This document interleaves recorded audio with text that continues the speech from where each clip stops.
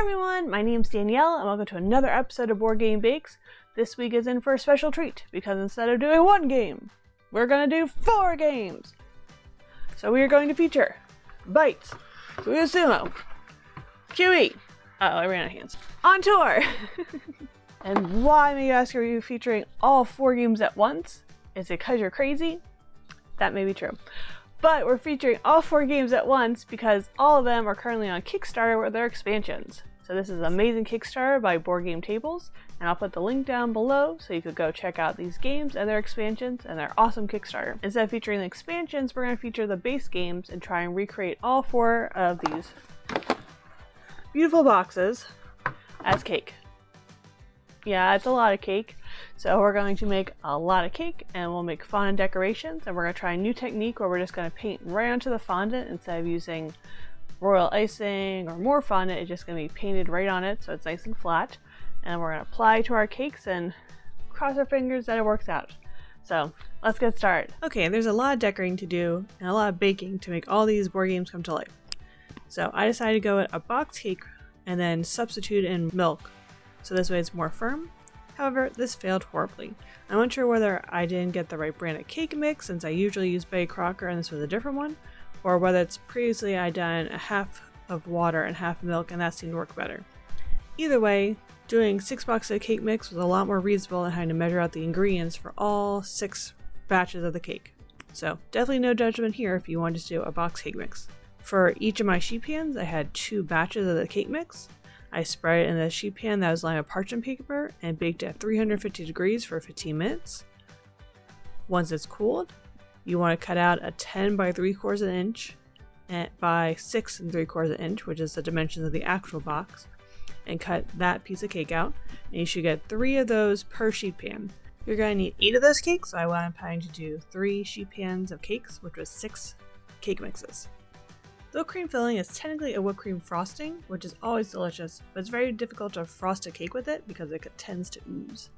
Before starting, make sure you put your mixing bowl and beaters in the freezer, so this way they're nice and cold. Here I made a double batch, but only half of this amount was actually needed.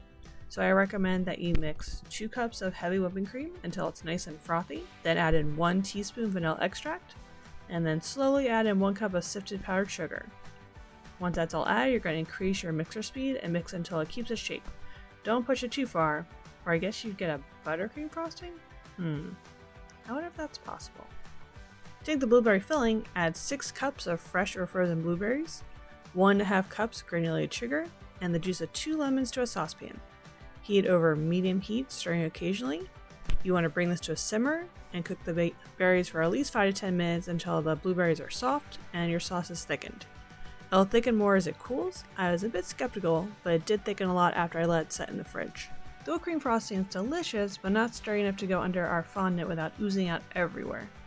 To make the vanilla American buttercream, whip 4 sticks of softened unsalted butter. Once it's smooth, add in 6 cups of powdered sugar. When it comes together, add in 2 teaspoons vanilla extract and 1/4 to 1/2 teaspoon of salt, depending on your preference. If needed, add heavy whipping cream at about 1 tablespoon increments to get the right consistency. To make the 4 cakes, I had to do 2 double batches, so about a batch per cake essentially. While you're here, make sure you subscribe for new videos every Tuesday at 12 p.m. EST. Thanks! To take the cake decorations, you get to try a new form of paneling. Usually paneling is done with fresh fondant as a way to cover the cake. However, we are going to pre-measure the fondant and decorate them before we put on the cake. The pros are that it's a lot easier to decorate and paint them without being on the cake. The con is definitely that it may not line up exactly when you apply it. Since the cake is striving for a lot of detail, painting it before made the most sense to me. Roll out your white fondant to an 1/8 of an inch thickness.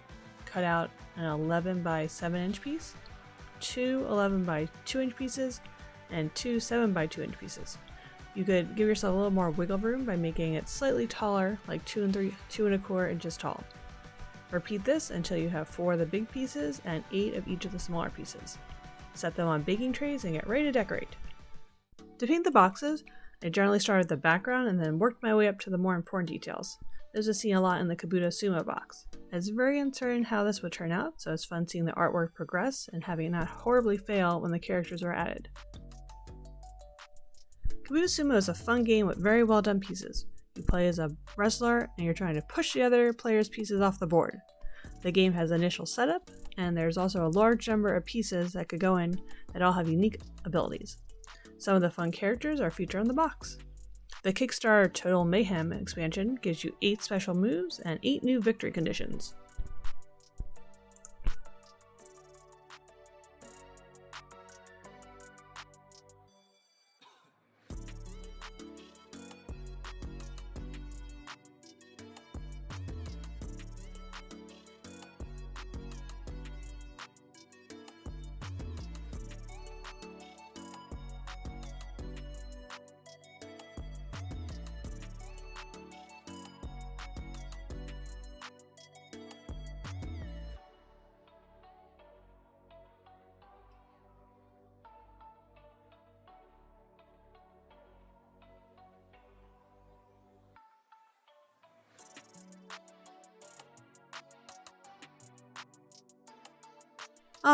The Bites box. Such a simple and devious concept. It is just stripes and a patch in the middle. Just stripes. Just stripes. Nope, it's more like stripes? Get your ruler out and use paint to draw stripes on the box. Since it's the same size as the box, you can use it to figure out where you want your lines to go. When you play Bites, you move ants to collect food. However, your winning conditions can change based on which scenario you're doing, and you really never know who you want to be on top. The new Recipes expansion will give players new rule cards that will drastically change the game, and some fun new pieces.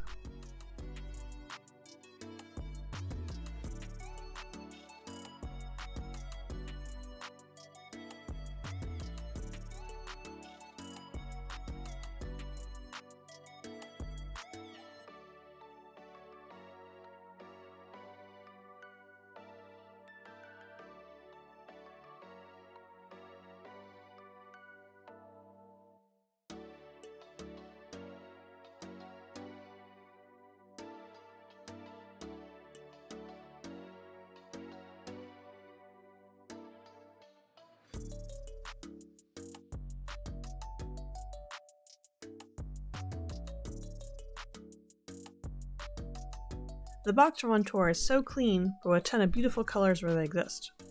It is fun getting to make the lighter, almost pastel-y colors and blend them to recreate the cover and wrap pictures on the sides. There's a fun mix of incredible detail and mellow colors. In the game, you flip cards and roll dice to create a route for your tour. You want to try and get to the most places.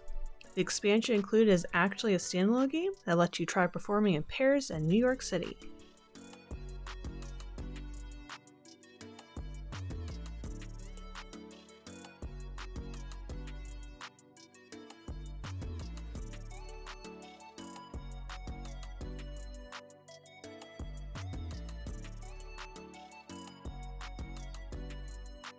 The box for QE is deceiving because it looks like there isn't that much detail.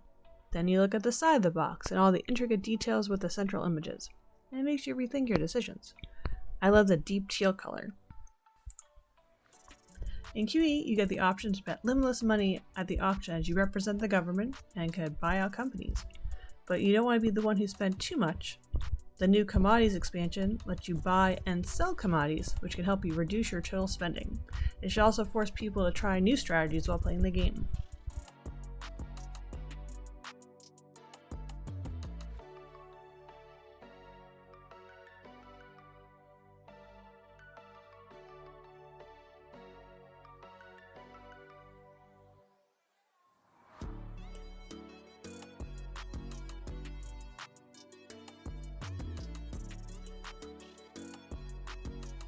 As I mentioned, the cake I created left something to be desired, so putting the cake together was an exercise in patience.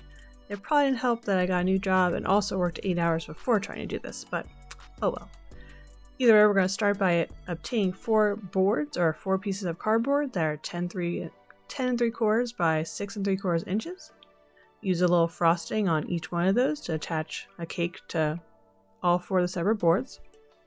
On each cake, pipe a ring of buttercream around the border, and this is going to be on top of the cake. Inside that border, add your blueberry filling, spread it out, and add squiggles of your whipped cream frosting. You could add more, but I don't have to worry about it oozing out. Put your second layer of cake on top. Now whip out your ruler because the cake should not be more than 2 inches tall. This way the fondant will actually line up. Here's where my problems began. Put a thin layer of buttercream as a crumb coat on your cake, or in my cake as more of a crumble coat as the cake refused to stay where I applied the frosting. Since the fondant is already set and pre-measured, you don't want a thick layer of frosting because we don't want our cake to get too much bigger. And it's also not as pressing to have the cake perfectly flat, thankfully. Let the cake sit in the fridge until you're ready to finish your cake. Okay, time for the part we've all been dreading. Waiting for. Putting the fondant on the cake. Apply the top of the board, and then you can pick which side you want to start on and go around from there.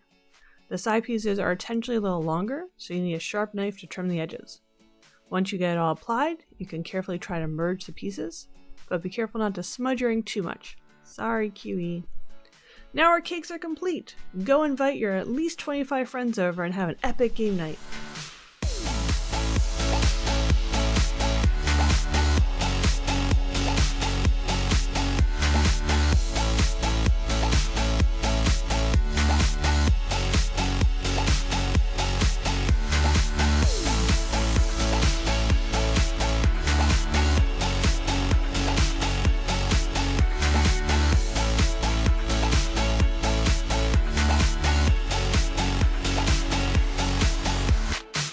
Thanks for watching another episode of Board Game Bakes. Make sure that you click the link below so you can support this amazing Kickstarter going on from Boardgametables. Have you tried these games before?